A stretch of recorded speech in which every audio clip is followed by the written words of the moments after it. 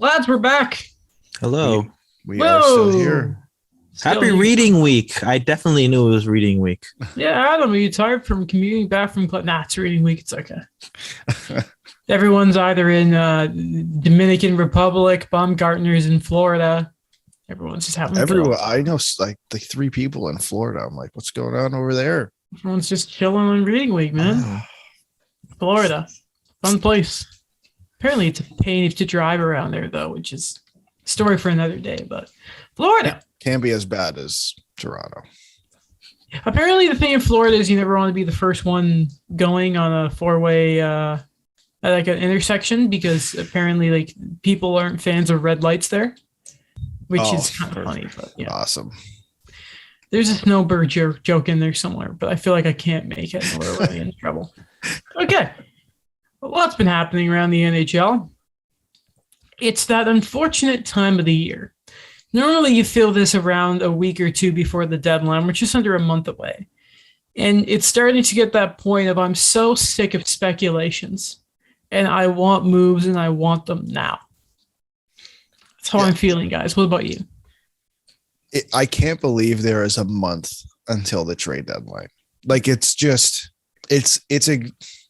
I just either want something to happen or like someone shutting it down. It's like as soon as Kelly McCrimmon said that they're not trading for Marc-Andre Fleury, that rumor kind of just disappeared.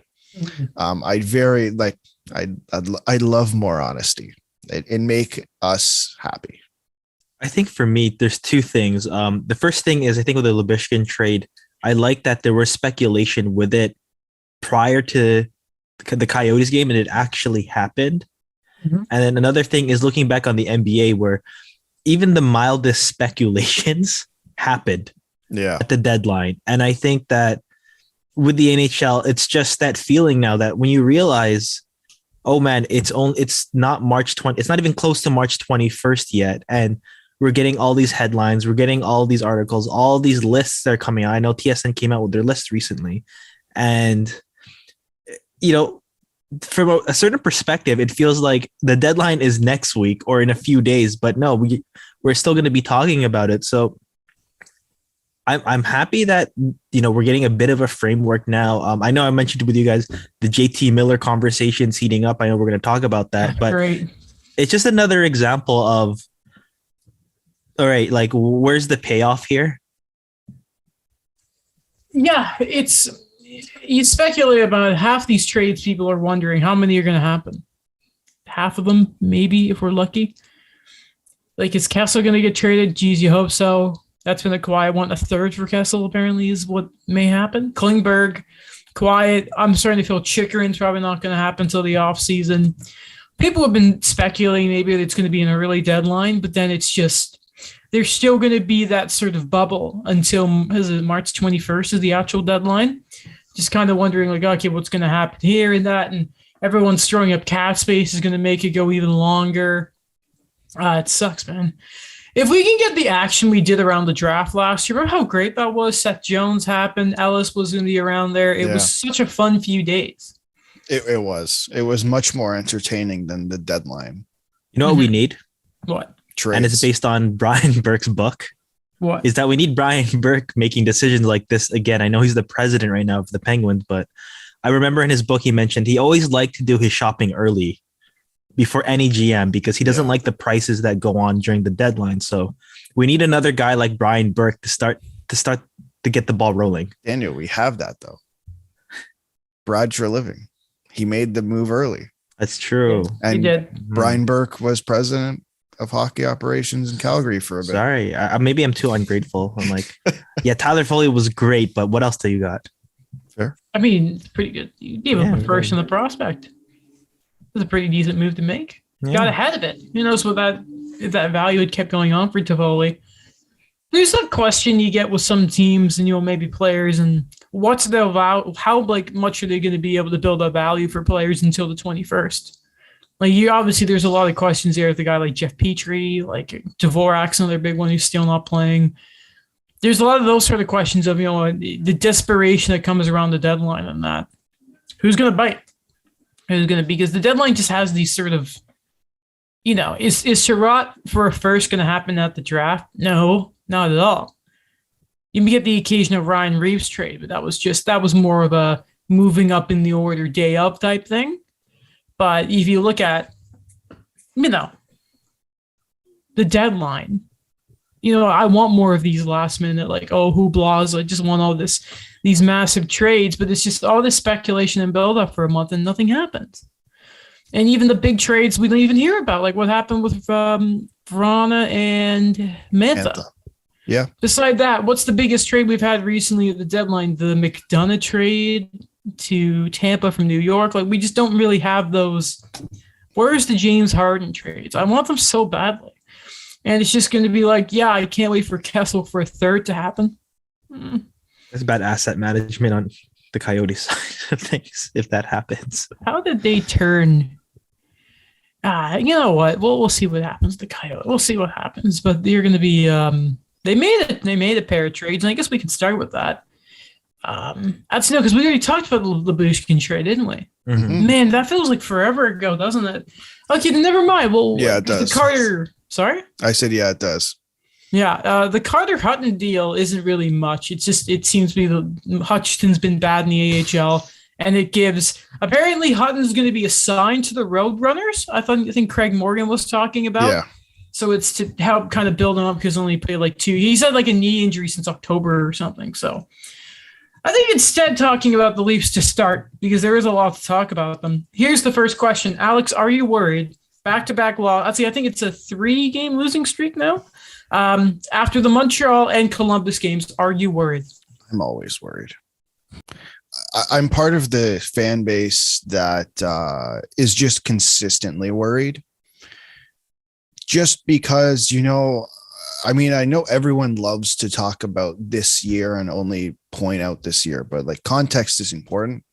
And there's many important parts of this team that are consistent. I'm not saying to trade them, but you have to understand my skepticism, which of course it's yes, I'm always worried. I will be worried until the playoffs and through the playoffs and for some time. I think we should start with the Montreal game. Sure. First game in the year where we're not of the year. Sorry, the first time since I think it was would have been like December time when there's fans back in the Bell Center, and it was a fun one for Habs fans. Great win, fun win, great stretch of it. We can talk about the Montreal side of things a little later because oh boy will we. But I don't remember the last time. Actually, you know what? First things first. I can't believe I didn't mention this. Our best wish is speedy recovery to Rodion Amirov, dealing with it's a brain tumor. Yeah. The Leafs aren't giving too many details, nor should they. I think the agent, I think it's Dan Milstein, put out a statement in that. And so wishing him well, talented young player, first round pick a couple of years ago, and just had a rough season. And this is just another layer. So we're hoping he's doing well. But going to that game against the Canadiens in Montreal, it's never a good sign when you see a jersey being tossed on the ice for the road team. Yeah. I don't even know where to start. Do you want me to just talk about the jersey? The jersey, at this point it's childish. Like, I'll say it, like, do whatever you want, because I know there's that crowd of like, oh, we should be able to do whatever we want. Do whatever you want. But that's not going to stop me from calling you childish. Like, no offense. Yeah. Like, I'm sorry. Like, the team is what, 16, they have 69 points, I think, or 67 points. They're top 10. Like, what else you want to do? They're at their power play and penalty kill. This is the best I've seen their power play and penalty kill since the Matthews era started, if that's what we're going to call it. So yeah, it's a little childish. Like, yes, that was their worst game, probably second worst game this season. The way they played, I don't know. That was horrible. But you don't have to throw a jersey on the ice. That gets nothing done. I promise you that gets nothing done. You wasted $200 or $200+ of your own money. Congratulations. Do you want a participation medal? Like, I don't know. You know what I mean? Like, it's just at this point, it's like the boy who cries wolf. Like, okay, I get it. You throw the jersey the first time you're upset, reasonably so. What are we doing? What are we doing? My favorite thing was it was in the Bell Center, so you paid Jeff Molson to get into the door. You gave the Habs money to throw one of your Congratulations. jerseys on the ice. What are you doing? It's like tantrum, right? It's like they're it's a spoiled tantrum. fans that, It's a tantrum. man, like if I'm gonna talk about it, like of the biggest thing we're mentioning right now is goaltending for the Leafs right now. But despite the slide, and there is a slide, Jack Campbell still has 8 wins in his last 10 games. So there's the silver lining there. But I know he's been a bit rough. Yeah, he was bad. But I don't know. It's just maybe it's just because, like Alex, what he mentions is like the hindsight of things where when the jersey was thrown in like 2014. Okay, yeah, I understand what's going on there. But right now, it's just kind of at this point, it's more meme like than actual like semblance of anything. Looking at the game itself, it wasn't like Montreal, wrapped them up, put them at the end of the pole, and mop the floor with them. If you looked at the score, you'd probably think that way, but it was more just the Mrazek was not great. And he had that great save on Josh Anderson, but that was to just make up for that Mike Hoffman goal at the start of the second. There was again a lot of the story of the past 2 games is some weak goaltending. And on top of that, the defense in front of that goaltender. That first goal for Josh Anderson, I think he got 3 or 4 chances to score in front of the net. And, it's Josh Anderson. That's the guy you love having up there. But again, what I've been saying, if you're not ready for that, you're not ready for Sam Bennett or Corey Perry from the Florida teams come the playoffs, right? No, yeah. That was their second worst performance this year. After Pittsburgh? After 7-1 Pittsburgh. Because that 7-1 Pittsburgh, they had nobody. They had no Crosby. They had no Malkin. They had no Letang. That was embarrassing. Last night was embarrassing. Or not last night, 2 nights ago or whenever. That was beyond, like, that was bad. Like, I didn't watch the entire game, or like I didn't watch it live, but I'm like, what is this? Like, it's just, I'm so confused. I don't know what I'm supposed to think of this team, because it's like, I know they're a good team, right? Like, I think they've had performances where I can say, wow, that's a damn good team. But then they pull this. And it's like, but you're supposed to beat these teams. Like back-to-back nights. Sorry. No, that's it. I think back to like ripping on the Habs here, because, regardless of how well they've been playing under Marty St. Louis, and we'll highlight that later, a bit hypocritical maybe, but you look earlier in the year, still under Ducharme, but when the Habs were shorthanded against the Panthers, what happened? The Panthers beat them. The 2 games against Tampa Bay, Montreal have the lead, but Tampa fight back and win the game with the last-minute goal, and then the other game was in overtime. You expect those teams to do it. So it's a bit understandable when Leafs fans are like, goodness, we just lost to the last place Habs, and a team that, with them in Arizona, are 2 at the bottom of the league by a very significant margin. The Columbus game was just, Campbell, it was a rough night for Campbell.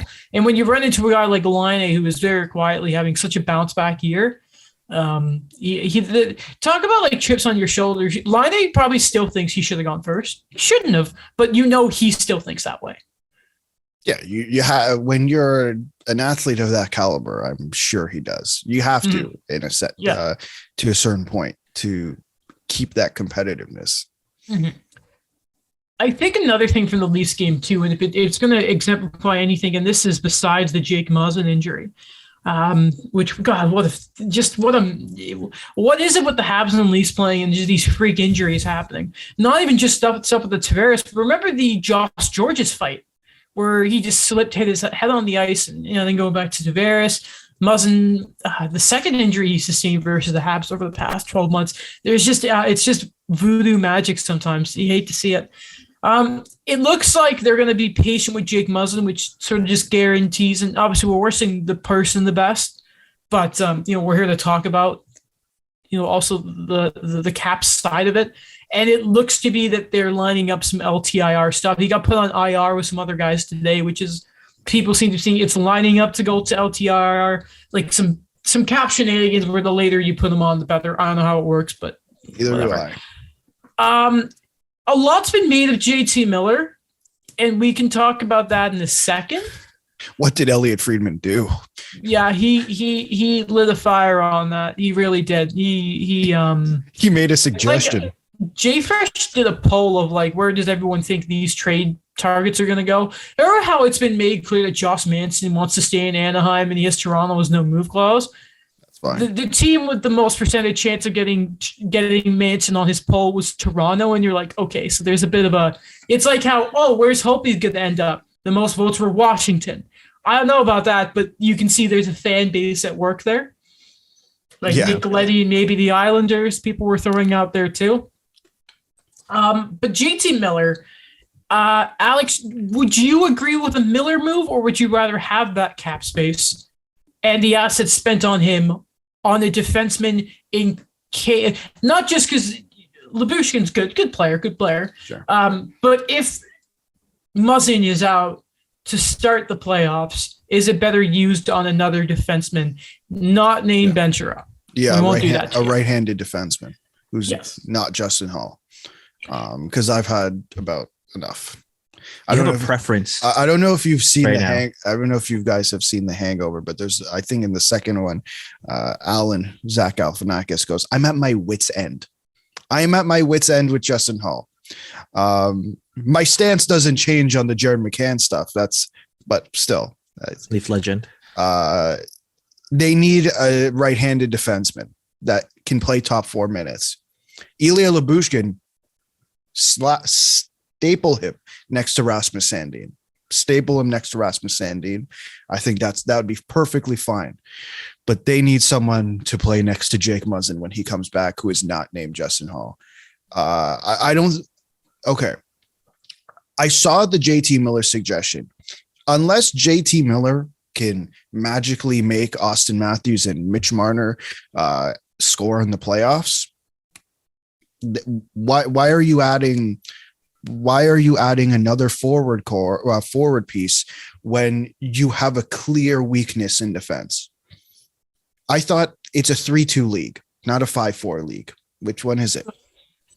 So I want to say, so if they were to add JT Miller, beside the fact he can play center, that would knock Alex Kerfoot down the lineup and therefore knock out probably Pierre Engvall, which isn't the worst thing in the world, or Mikheyev, but nah. Well, to get the money to work, Kurt. but I understand, but JT Miller has an extra year on his contract. So now we have to somehow make this work for next year, which again, I'd rather make it work on the back end than make it work up front. So Kerfoot's probably part of that deal, I'd imagine. Mm-hmm. It's a shame for him, by the way, because damn, wasn't he good in the playoffs last year? And then, so let's just say you add Miller there. Okay, Kerfoot's gone in the bottom 6 days out of this. Maybe they add another guy. Who knows? Sure. Because even before, I think it was kind of said they wanted to get another forward. Who knows? Some guy. Phil Kessel. Not going to happen, but we can all hope. Yeah, I doubt. Then for the rest of the regular season, if they're being very careful to start the playoffs, you have a Riley Brody. We know how good it is. Sandin in the top 4 with Ilya Lyubushkin. And then Dermot Lilligren. Okay.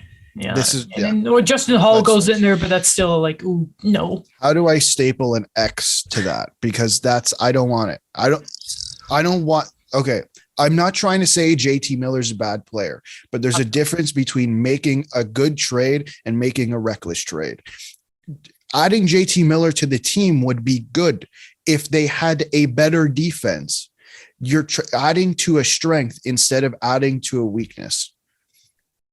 I get that clear. You're adding more to the chicken patty than you are to the bread if it's a chicken sandwich. So let's just say that is then going in. Let's, for the sake of argument, say the Panthers get Ben Chiarot. Yeah. It's that defensive core versus Uyghur, Ekblad, Gudas, Forsling, Chiarot, and Brandon Montour. I won't even watch it. And that's not even saying how good the Panthers are up front, because a lot of people are doing the McDavid Matthews thing for the Hart, and Jonathan Huberdeau is second in scoring, and I think he's a point behind McDavid. That's the level that we're playing at right now with the Panthers. And I won't even get up Tampa Bay because we all know what Tampa Bay are. Very quiet in media coverage this year, Tampa Bay, and it's frightening. Yeah, it's quite frightening. Yeah, like again, it's not the thing with adding JT Miller is now we're accepting the fact that, okay, sorry, let me rewind a little bit. After last year, after the loss against Montreal, obviously the main discussion point was that the big guys weren't scoring. Matthews and Marner. Matthews got shut down tremendously. Marner was, I don't know. But we had the discussion about, well, we should have added Taylor Hall. Okay, yes, you're right. That was probably the better move. But that being said, what we're doing there is we're admitting that they can't perform in the playoffs. So we have to add more secondary scoring, even though this is probably the best Leafs team in terms of depth of the last few years, in terms of how they're performing. So we're now admitting that the front guys, the big boys, can't perform in the playoffs. Now we're having another serious discussion about this core, if that's what we're okay with admitting.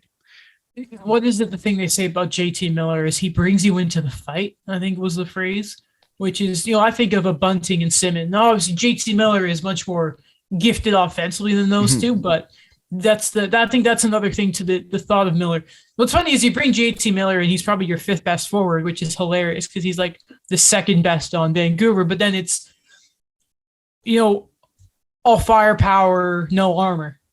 You know what I mean? It's like, imagine a tank without the armor. Yeah, not much use. You didn't like my chicken sandwich example?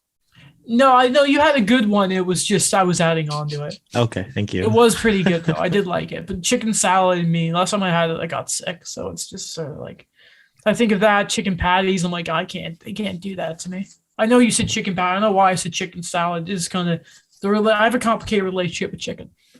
Okay. We played EASHL team the other day that was a chicken and it wasn't good. We lost and I hate NHL. It's been a rough few days. It has. My created team was the Vaughan Mighty Roosters. Yes. I remember that. Yeah. Yeah, and then it was like the Milton Chicken Burgers was the junior team. You don't do well enough on the main roster, you get cooked into a chicken burger and sent down to the AHL. And then it's the Nuggets or the ECHL team. You like even less chicken product in there. Okay. I will never forget Ryan Dzingel as a Leaf. Boy. Greatest Leaf of all time. He's up that there. was such him a, and Jared McCann should be on that line. Him, Jared McCann, and who else? I don't know who else would be there. Who was there for a hot minute? Jimmy Vesey. If we're talking about past Leafs, that I don't know which one. Well, we need a center. Bozak. Bring him back. Who's the guy that they acquired in a trade? They never actually used them. Riley Nash. Oh, yeah, he played a game. So yeah, that's good. No, that's good enough. That's good enough. Okay, that's good enough to throw him in there. It's kind of like Mike Hoffman is a Sharks legend because he got traded the same day they got him. Man, what a mess that was. Was that the Sens? The Sens traded. So the Sens didn't want to trade him within the division or within the conference, one of the two. So they traded him to San Jose, who then traded him to Florida about an hour later. So, yeah, you remember, this is not the first time the Sharks have been involved in that. Remember when the Kings didn't want to trade Martin Jones within the division? Oh, yes. And so they sent him to Boston, and Boston's like, hey, San Jose, here's Martin Jones. And hey, man, it worked. Jones was good for a couple of years, and then he just flamed out. That's another really weird tale. What happens if you play a guy like who's not used to playing 70 games a season? Like you make him play literally the entire season without a backup. We're seeing that with another Kings goalie potentially right now. Nah, that's harsh. I'm sorry, Jack Campbell. I'm harsh. No. We could have said maybe Jonathan Bernier, but he's turned into something. Where is he? New Jersey. I think he's injured. Yeah. I was gonna say. That's weird. And they haven't done anything. Because they had like John Gillies starting. Yeah, so I think he must have been hurt then, right? Yeah, I know. I think that's the thing is they've been hurt in net like all year. Goodness gracious. Goodness. Also, you know that thing of you don't trade a young player until you're sure about him? Yeah, who are we trading? Just Travis Dermott? Yes, Justin Hull. That is correct. That is the correct Both. answer too. No, Dermott hasn't been Hull levels of bad, but I'm just like, can we just move on here? It's like he's like Rasmus Ristolainen, that every year is Travis Dermott's gonna get traded. And he never is. Or he plays on the right side. It's Actually, like but this year he did. He makes less than $1 million and plays on both sides of the ice. Well, if he's so good, why are you trading him? The thing is, like, Exactly. Travis Dermott, like, I don't know, he's like too good for the third pairing, but Not good. I don't enough. trust him in the top four. You know what I mean? Exactly. Galchenyuk's so good at offense, but he just can't play defense, so we can't play him in the bottom six. That's Daniel. That's actually spot on. Yes, That is actually very quite good. spot on. Like I think the thing is though, if you trade both of them now, you really lose that depth. Not like because having Justin Hull as an eighth defenseman is not the worst thing in the world, but having Justin Hull as your fourth defenseman, it might be the worst thing in the world. So then maybe it's Dermott. I don't know what you get back, but just I'm so sick of it. And month after month about Travis Dermott. I don't My want to God. trade it. Yeah, no, it's been prefer that. every year with Travis Dermott. Every freaking year. I kind of feel bad. I do too. Super nice guy. Oh, he seems like a great guy. That video of him and the kid and talking about giraffes and stuff. Yeah. Great content. Great content. Great content. Great stuff. I also wonder if now Muzzin's getting older. He's getting injuries. I wonder if there's a bigger D move in the summer. By the way, we didn't say happy birthday to him. His birthday was 2 days ago. When he got hurt, yeah. Yeah. That was unfortunate. That made me think of the Evans thing with Scheifele. Yeah. That was tough. No, that was really, really tough. Yeah, I wouldn't be surprised if there's a bigger D move in the summer. Lindholm, even though that a lot of money, but you know. Oh no, Or that. Jake Muzzin can't play anymore. And then we'll, Oh no, so where's Stefan Robida? oh, don't, yeah, come on. I'm just If joking. the league let that happen, I'm quitting the show. I'm just I'm getting joking. so sick of it. So sick of it. It's okay because as soon as the Leafs do it, they'll bye bye. Yeah, They'll get rid of it. I hate the NHL. I hate them so Oh, much. you want to fly Nick Robertson to Toronto from LA? What? That's not allowed. Can't do that. I can't wait to see what if we hear legit things about if JT Miller is traded to Toronto. The thing I was seeing some tweets about what Vancouver fans think he's worth. I'm like, I don't know about that. What? Well, I've seen a couple. What have you I seen? I saw Robertson a first, second, and third, and I said, okay. I saw that, and then I saw a comment saying that's not enough. Oh yes, and I was like, that's too much. That is. I No. think the deal was I saw one that was like Robertson, Liljegren, a first and a second. That's a lot. If it's a first, third, and Robertson, I think it's good because that's the Toffoli return.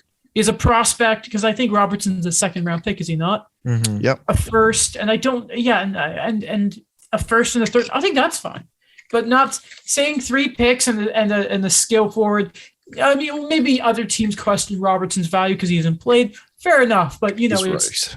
but that many assets, it's like, calm down now, calm down. The extra year helps, but I'm like, you know, let's just simmer down here. Let's just simmer. Maybe we're undervaluing JT Miller, but could you imagine how upset Mike would be if the Leafs got JT Miller?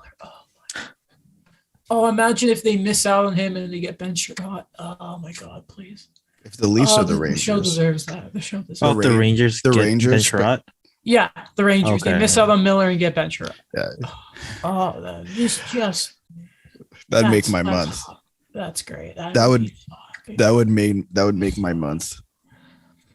okay. Who the Habs? They won 3 straight. They're back. They beat the Leafs. They're not back. I saw people saying, "Are the Habs back?" I'm like, okay, let's calm down. No. Let me just quickly get the standings up for people that are trying to Oh, man. just get the standings out. You know, just we'll grab that. So the Devils are last in the Metro, 39 points, right? Oh, goodness gracious. They are really bad this year. Flyers at 40. Wow. So 39 for the Devils. The Kraken are last in the Pacific with 36. The Habs are last in the league with 29. The gap is closing, but like, listen, let's be honest. They can play 500 the rest of the year. They're still going to get top. The standard is a top 3 pick, people. But still, they've won their first consecutive games this year, and it's up to 3 games now. Hamburger was great versus the Islanders, which was, man, what a story Andrew Hammond is. Yeah. That man, you can't keep him down. Okay, do you guys know that meme where it's like the guy's walking with his girlfriend and he's looking back at the girl walking past him? Yeah. And it's so the guy walking with his girl is the Deneau Tatar Gallagher line, and the girl he's looking at is Suzuki, Anderson, and Caulfield. So I want to find this tweet I saw because Habs Twitter was like, we need to start calling this. We need like a line name because my goodness, were they not just amazing versus the Leafs? I loved watching it.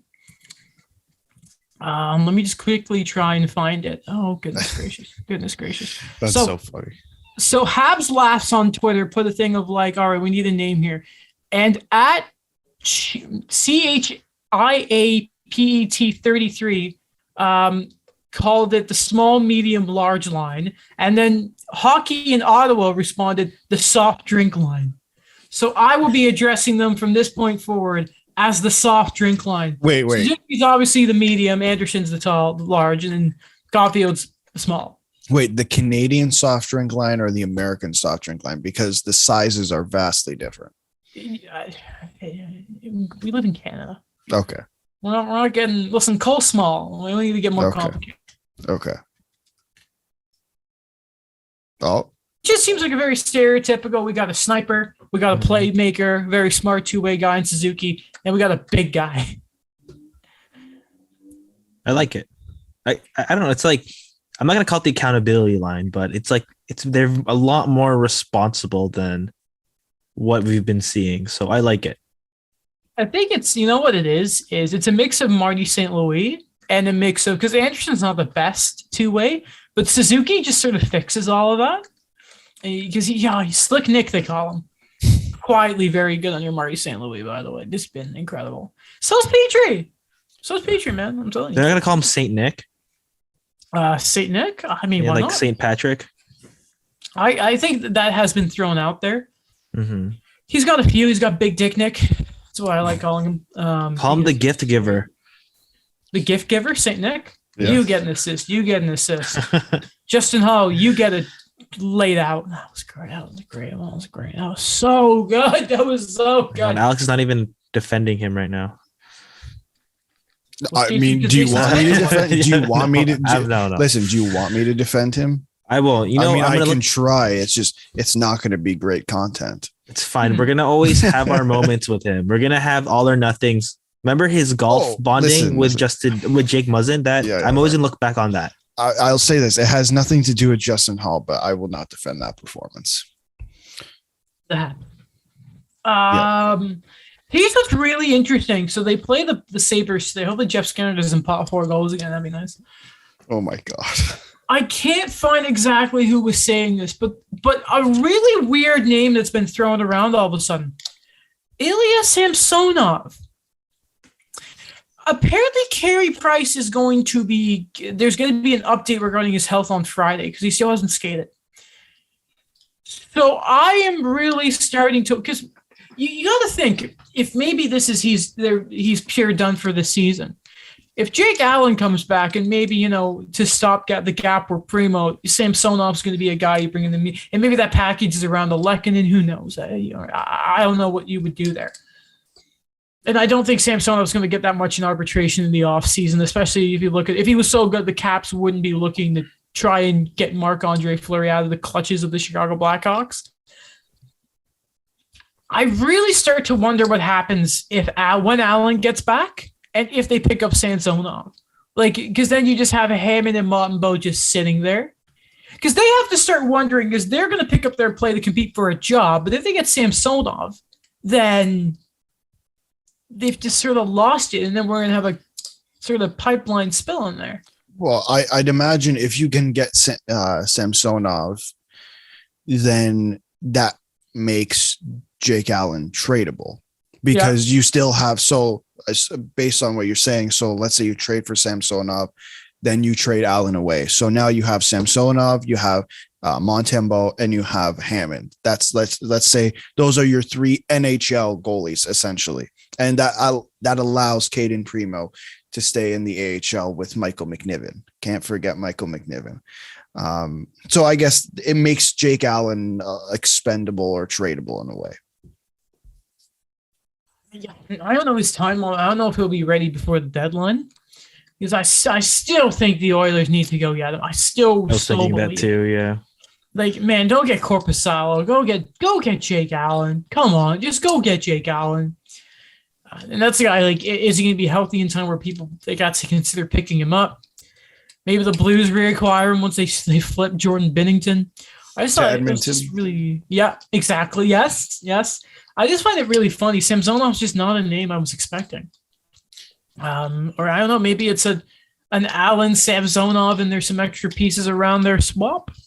Maybe he's had a bias with that because I guess like he fits the Washington model of, he's not going to come in right away. He's a Russian prospect, and they did use a first round pick on him. So I assume that with that already, Washington would be willing to give him the amount of patience they want to afford him, because they still have Vitek Vinacek there, who's he's a solid goalie as well, but again at the same time too, a lot of the core guys are getting a lot older, so I guess Washington, at least for now, is thinking about what run we can do, which is weird to me, because the last 2 years I'm like, they just look like they didn't have that at certain deadline moves when we mentioned something like Marc-Andre Fleury to shore up that goaltending. They clearly don't trust Vanacek or Samsonov. They just clearly, again, maybe as a backup, it's a different story, but we'll see. And yeah, the Capitals do look. They haven't played in a week, eh? Yeah, so apparently some of the teams actually got some of their Olympic break. Hate that. I love it here. Great league. Christian Dvorak, still we don't know what's happening with him. Jared Spurgeon, no penalty, great league, great discipline. Right, because he's injured. I actually forgot he was injured for a second. Mm-hmm. Right, he's out. Dvorak? Yeah, with a concussion. No, he hasn't. Okay, here's what's weird. Everyone's saying it's not a concussion. But then there's been setbacks. It's the same thing with Edmondson, right? There's a bit of confusion, very much a lot of confusion. We'll see. I don't know. Maybe they're going to give a mass injury update pretty soon. Just be how far is Allen back from and all that. David Savard's still going to be a couple weeks away. Remember, he exists. Weird. Jonathan Drouin's still hurt. What? I don't even remember what happened to him. By the way, imagine Jonathan Drouin under Murray St. Louis. We got that trade value out for the offseason. Not bad. I think that, skill guy. They played together briefly, right? Yeah. I got that wrong. So I thought that they had played together, but I forgot that Marty St. Louis was in New York. Oh, yes. So Jonathan Drouin's rookie season in Tampa was Marty St. Louis last year in the league, but in New York. Right. Oh, okay. Oh, yeah, 2014-15, right? Yes. Yeah, yes. Okay. So, no, but that would have been pretty cool if they had been. But I think he would have I don't even think he would have been around when he got drafted. I can't remember. It's messy. Okay. Some other stuff that's going around a lot. Going around the league. Stuff going on around the league, I should say. Bob Murray has been hired, but he's now a scout for the Flames, which is kind of weird. I guess this proves that whatever rehab he was going through with the stuff of alcohol abuse and all that, he's good now. Good to see him on his feet again. I have questions. I'm sure the Flames went out, and especially with everything with Bill Peters, you like to think the Flames did an extra bit of check around to see if he was good. Yeah. It's a good success comeback story, you can say. Yeah, I mean, look at I know he's not the director of amateur scouting in Anaheim, but look at the team he was able to draft and develop in Anaheim. Learned a thing or two from Martin Madden Jr., didn't he? Yeah. No, but I think having him as a scout, he obviously knows something. The amount of players that they've traded away and have kept over the years have been quite impressive. It's very. Oh, sorry. Go on, Daniel. No. It's just it's kind of weird to me because it's like just so many changes going on in Anaheim that Bob Murray really was that guy for so long, and his I guess like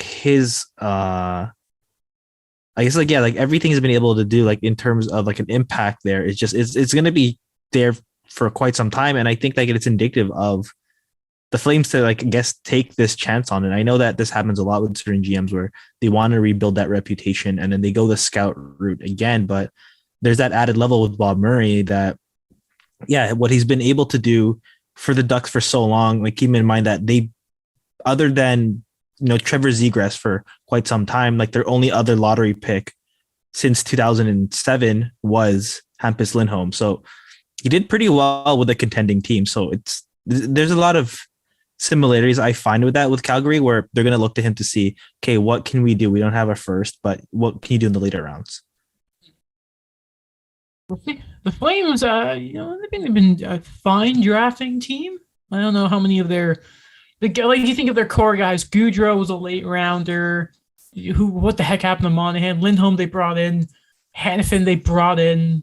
Markstrom they brought in. Toffoli they brought in. Lucic they brought in. Mangiapane. A sixth round pick, right? That's a fair one. Yeah, so maybe Dubé's in there, a young guy, but not a difference maker. So maybe you can just try and refine that a little bit. Man, Rasmus Anderson, second round pick. Rasmus Anderson, second round pick. Oh, yeah. Yeah, no, fair enough. Fair enough. Just good in everything except the first round. Like Mr. Bergevin. Anyway, what wasn't Monahan a second rounder? He was sixth overall. In 2013. Yeah. Adam, that was actually, round. Do you know who went just before him, fifth overall? Oh, don't do that. Reinhardt? No, Lindholm. Yeah, Elias. Yes. Lindholm. Oh, that's neat. I remember that because there was a debate at the time where it's like, why did Jim Rutherford not go for Sean Monahan, who was the consensus center that they needed? Right. At the time. And now Calgary has both. By position. Well, I mean, you were right with like Yusuf Alamaki was 16th overall, and that guy's been up and down. Yeah, but still, anyway, Murray, nice to see you. Anyway,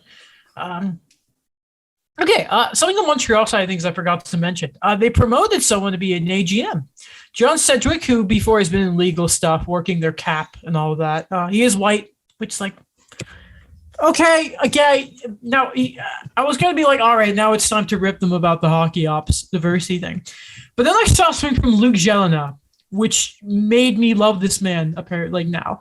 So after hours of ice shoveling, I heard this news. An excellent choice, I believe. Man of details. It is John who calculates everything related to the cap. And internally, he was the only one to warn the Logan Mailloux should not be drafted. Okay. Thank you, John. Very good. And he's been talking about building up the analytics department. So you could imagine he's going to be one of the guys doing that. So that's nice to see. That's very nice to see. But fucking you're a woman. Are you allergic? You know what I mean? Or it's like, oh my God. Like just one misstep from any of these guys. And I swear. Oh, goodness gracious. Just hire someone. Like, what are you doing? Okay. This is kind of unfortunate that this happened so late. It's only 1 year. Andrei Daneshkin, never forget that. Yeah, we have a ruling on that. The IIHF, after the Olympics, have suspended him for 1 year. Yeah. Did he play at the Olympics? I don't know if Ukraine. I can double check. I have no idea if Ukraine. I'll double check. You guys keep going. Mm-hmm. It's not enough, is it? I don't know if Kuznetsov was much more than that. He was caught doing a white powder on film. I wasn't Kuznetsov 4 years. Was it 4? So it's that. Well, so is that? But that's in totality 1 Olympics he would be suspended from. Now that's for an illegal drug that every NHLer seems to do. It's the worst kept secret in the league. A racial gesture like that, which made the guy leave the league. I forgot who was the guy he did it to. I can't remember. Jalen Smith? Yeah.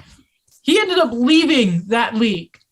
And you give him a year after the Olympics? What? So Kuznetsov would miss an Olympics. So Janeshkin will not then miss the next Olympic cycle if he's part of that group. Yeah. So Ukraine did not play at the Olympics. Okay. So he did not play. But the Kuznetsov suspension was 4 years, meaning so it was it was properly 4 years. So yes, the idea was he wouldn't play this time around, but that also means he would miss any any IIHF sanctioned event. So all world championships from that point on. So from 2019, he was suspended to 2023. He can't play in any world championships. Yeah. Okay. So that would be like 4 tournaments. So he got suspended for 4 years. For the worst kept secret in hockey. Yeah. And Janeshkin, blatant racism, knew what he was doing. Half-assed apology. 1 year. After, even if Ukraine were not there, prior to the biggest event the IIHF are part of, like the biggest sporting event ever in the Olympics. You cowards. Not even like just that, but their statement. You It's have pretty it from me wonky. by any chance? I don't, but I'll pull it up real quick. But it was just very confusing. Because they didn't proofread it. Either they didn't proofread it or they just didn't think anything was wrong with it, which they could not be more wrong. Let me share my screen real quick. I will get this up. Do you guys see my screen? We do, yes. Okay, so this is the statement. The IIHF disciplinary board has issued a 1-year suspension to Ukraine's men's national team and HC Kremenchuk forward Andrei Deniskin. So can you either of you guys tell me who got suspended? It makes it sound like the whole Ukrainian team as well as Daneshkin. And they couldn't have written it like that at a worst possible time. Which, and I think one of the replies, the first reply to that was, hey, so we're getting invaded right now. Yeah, no, they did not read this, proofread it, which I feel like, remember the last time they put out a statement, it also was Luke very Tardif, confusing. yeah, it was horrible. So I also when the Canadians put out a statement because it's 2 languages. You can very much tell there is somebody who can do the French version and does a proper grammatically correct English version and French, together. And the IIHF, it sounds like word for word. You can tell English. What Luke Tardif is. English. It's a second language, and his statement reads like it said it was a transcribed quote rather than somebody doing a proper Google statement Translate. together. Yeah. No, it sounded awful. Yeah. And then it was, it's not a good statement if you go to 2 pages, by the way, which that original one from Luke Tardif was. And that was in relation to them getting criticism about the women's tournament because they wouldn't commit to it. He ended up organizing the tournament anyway. So goodness gracious. The IIHF are horrible. Horrible. No, they're so good at growing the game thing. Of course the NHL doesn't want to grow the game. Like the body in charge of properly growing the game across the world can't even do it. Ridiculous. I love basketball, by the way. The fun sport. So F1 season is not far away. Yeah. Go Ferrari. Drive to Survive is out in on March 11th. I'm sure that's going to be non-controversial. It's pretty close. Wow. Talk to So see if Laura is available. We should talk to more about that than trade speculations. Yeah, I'm sure that series is going to be extremely non-controversial. What? The new series, Drive to Survive. It's going to be there's going to be no controversy in it. Oh, well, yeah. Christian Horner's such a plug, by the way. You see that interview he did? It was I think it's hilarious. Maxey shouldn't have been fired, and it's about the car, and you put Max. Shut up. It's like breaking. race director likes his guy over competitor. The guy Breaking. who won me a Michael world title. Massey is good according to Christian Horner. Like, what do you want him to say? Like, what is he supposed to say? Just have someone in charge that who has a strong will. Because Michael Massey was not that. It just wasn't. Maybe if like Toto and Christian just wouldn't they just stopped talking to him. Yeah, know. Get somebody who can go against their egos and isn't easily sort of bended like Michael Massey was. And good at his job, who cares about the safety for the drivers. Anyway. Ooh, I wanted to read this little bit of snippet. This is from Frank Saravelli. There are rumblings of this being Mark Scheifele's last season in Winnipeg. I think it's probably premature, but not guaranteed he's a deadline conversation. Since the situation is coming to a head, what that means, I don't know, even though I think he kind of explained it. Here's the thing with Mark Scheifele. Immensely talented player. Doesn't know the proper time to throw a hit in the playoffs. Point that out. And he doesn't play defense. Oh, you can tell I'm a little bitter still about the Evans hit. What? Never going to get over it. Really? No, it's just dumb. But is this the end of the Mark Scheifele era? And maybe you finally, maybe Blake Wheeler the same? No, Blake Wheeler, maybe? No, of course. Is it time for the Jets to hang the keys to the Eaglers, the Connors, the Dubois? The Perfettis. The Perfettis, make it their team. They should have done that 2 years ago. That this should have been not. So I'm not suggesting you trade Mark Scheifele and Blake Wheeler, but what I'm suggesting is this handing over of the keys, like you're suggesting, should have been done 2 years ago when you shouldn't have traded Patrick Laine. Like, I'm still on that camp. I'm always going to be on the you shouldn't have traded an extremely good goal scorer. I agree with you there. And especially when he looks so good right now in Columbus. I can't believe Mark Scheifele is going to be traded before Blake Wheeler, by the way. I did not see this one. No. Pierre-Luc Dubois is going to get traded before Blake Wheeler. Yeah, honestly. Connor Hellebuck's going to be traded before Blake Wheeler. Oh. Like, why? Okay, why do you guys think they would trade Mark Scheifele? Maybe it is a change of philosophy, a change of real leadership. He hasn't been. He's had an up and down season this year. Didn't start off well, and he got a lot of flack. And again, he let them down in the playoffs. He let them down. Is it the Kadri effect? Right here, what we're seeing right now. Kadri's good defensively. Kadri also got suspended multiple times in multiple years in the playoffs. And the difference is it's on a different level for that one incident because at least Kadri was behind Tavares and then and Matthews even before that, he was still behind Matthews. Scheifele is for all purposes, especially last year when Dubois wasn't quite, he had that really rough season and, getting traded and the border things kind of messed him up and you never really got that camp under him. Scheifele was the guy and he let his team down. I think big in the NHL. This would be like a jolt in their system because with Paul Maurice gone and more or less like this forward core just keep on just adding to it, but being more so the same. I think that it's just kind of a jolt now saying that what we rolled with before we can't have anymore, and we can still get a great player back for him, but I just don't think Mark Scheifele's that guy. And when I mentioned Cole Perfetti, I think that's just an insurance marker right there that we're going to trade a first line center, but we have something in the pipeline that will be okay. Can you win? The advanced stats community are going to love this.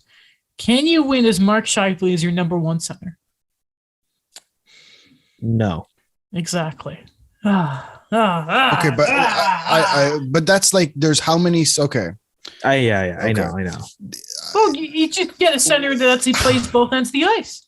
Just that simple. Matthews, great defensively both ways. Okay, but that's different than what the question you're asking is. I'm not moving off this topic. I have no respect for Mark Scheifele. But that's not none at all. He's just not good enough.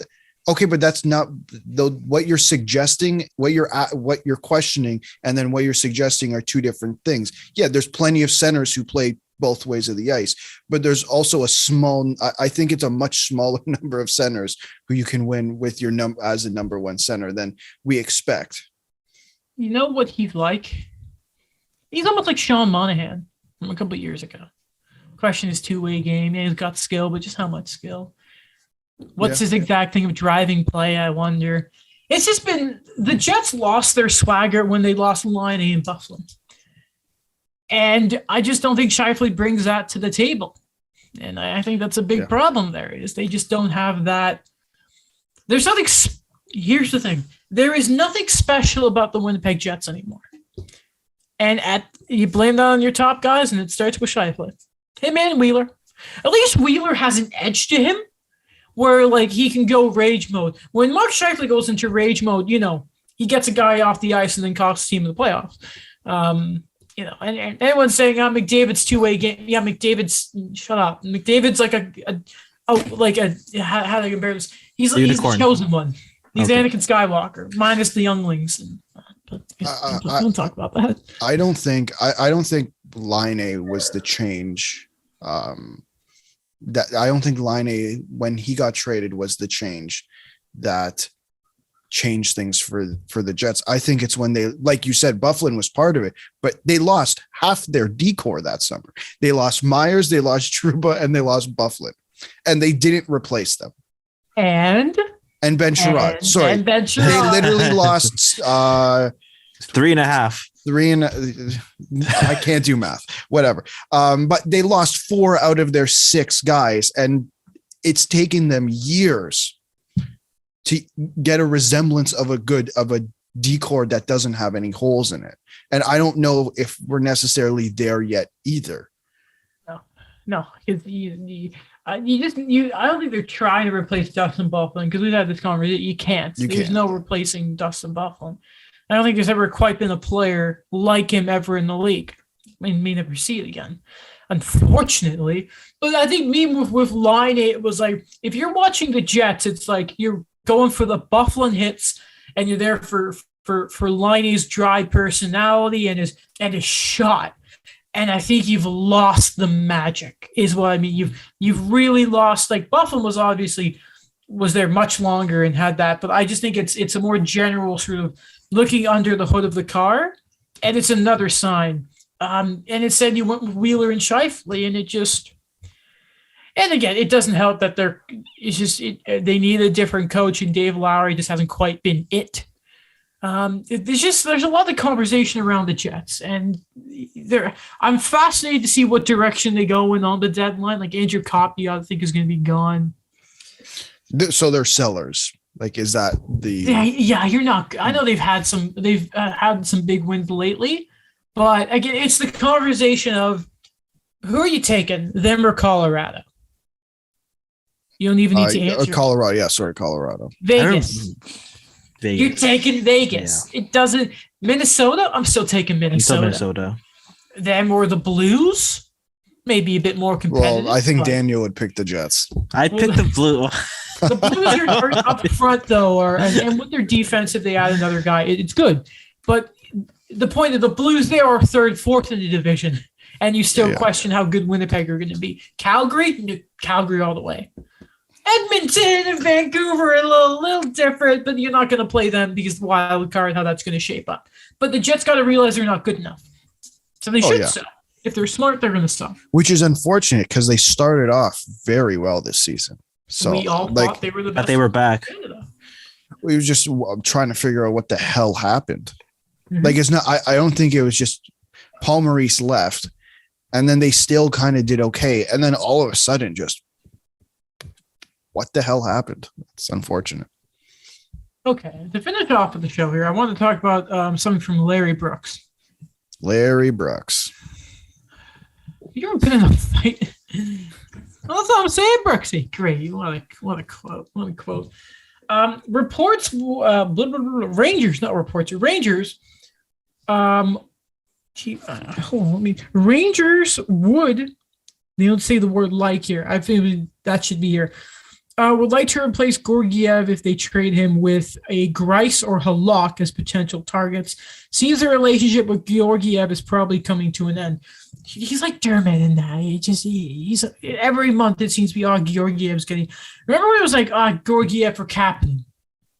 Yeah, I Like, remember that. Kapanen's too much. It's like I don't know about that. So we know Vancouver were trying to get rid of Halak, but I think he's hit his games played thing. So I think that cap thing may happen. Georgiev wants to play more games. We know that, right? Yeah. And Demko is just playing every single game right now in Vancouver. But moving forward, if you want Demko more fresh come playoff time, if you want to go a 40-40, even 60 sort of 40 split, I think that could work with Vancouver and Georgiev. I think he may need a contract this year. I'll double check, but I don't think that'd be the worst goalie spot. No, I think if you look at what Vancouver needs, and I don't think getting a backup goalie at the moment is a top priority, but I think it's enough for them to say, okay, let's go get Georgiev. And I think we know we can play him a decent amount of games and just do because you can't have Thatcher Demko playing 65 games every year. Just not. Yeah, it's how it Albright, works. by the way, does Georgiev. Okay, that's fine. They can deal with that. And he's 26, so you probably got to give him a nice deal to lock him up. So you know what? I'm not kind of questioning this the more I look at it. Because why, Bo Horvat's up next year. Miller, if they keep him.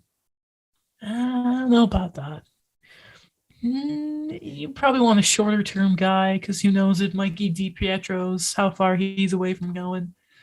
I'd say kind of question that. Maybe then the Canucks would probably have to give up more than just Halak, wouldn't they? Because he's old. Oh yeah. Well, they'd have to give up more. They'd have to give up something on everything move they make.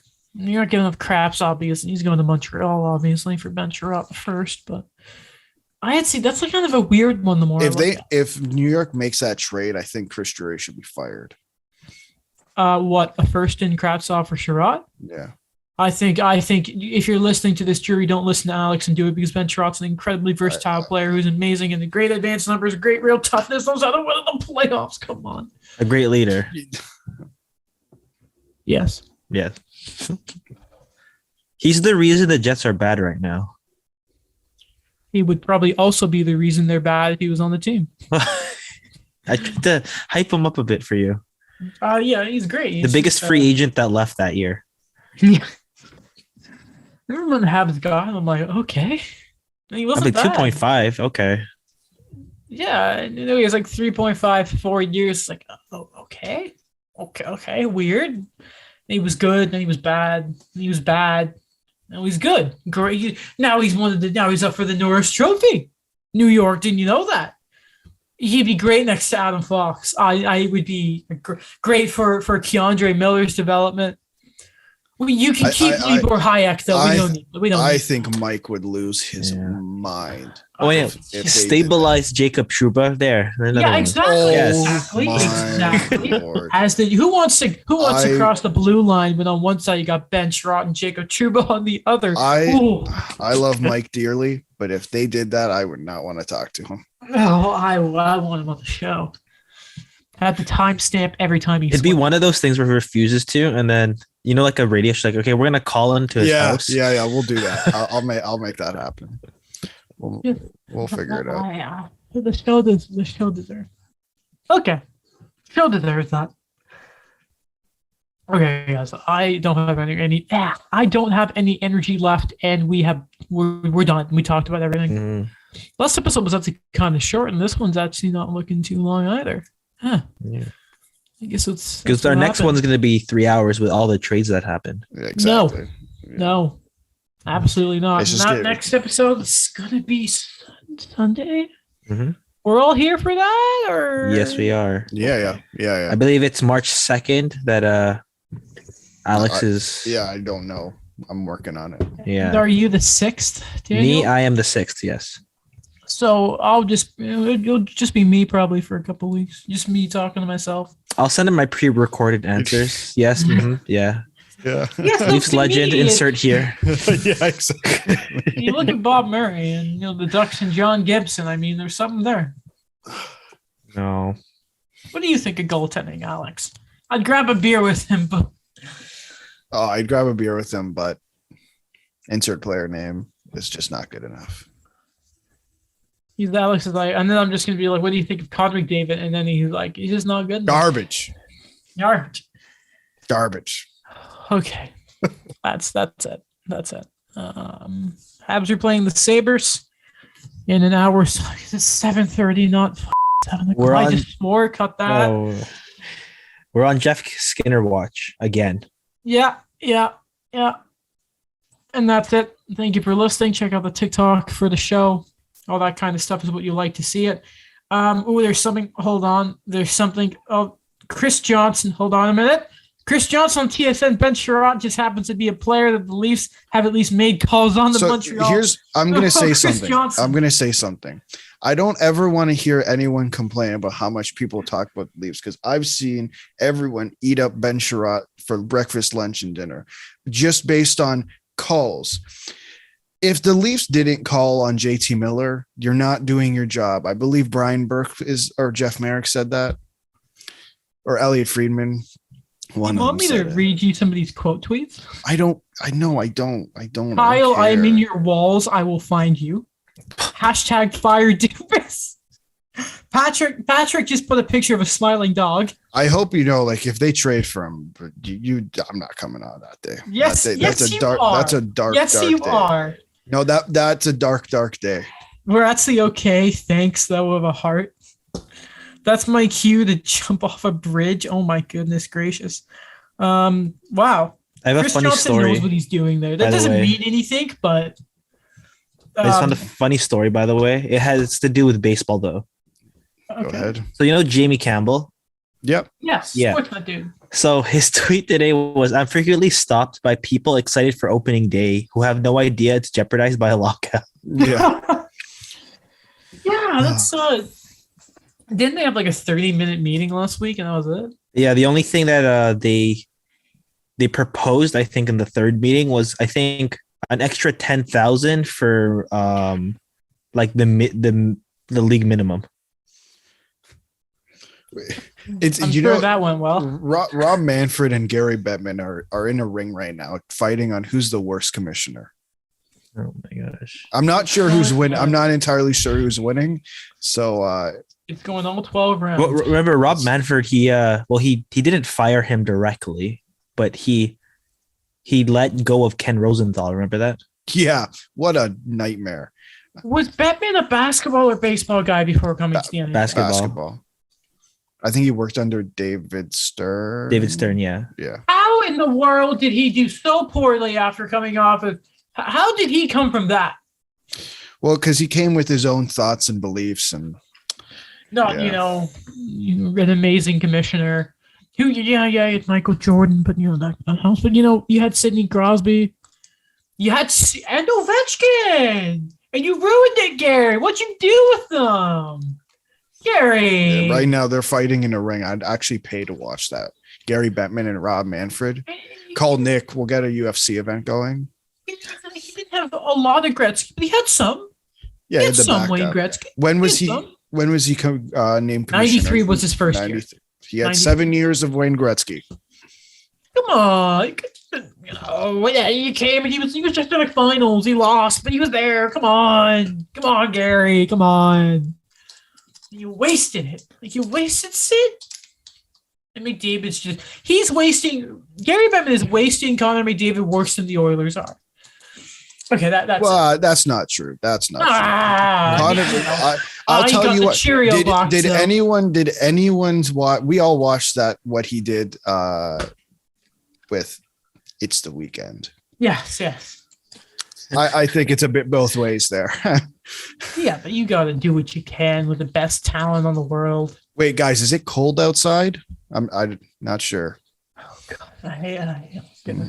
Get over it. I love Okay. this league. I love this league.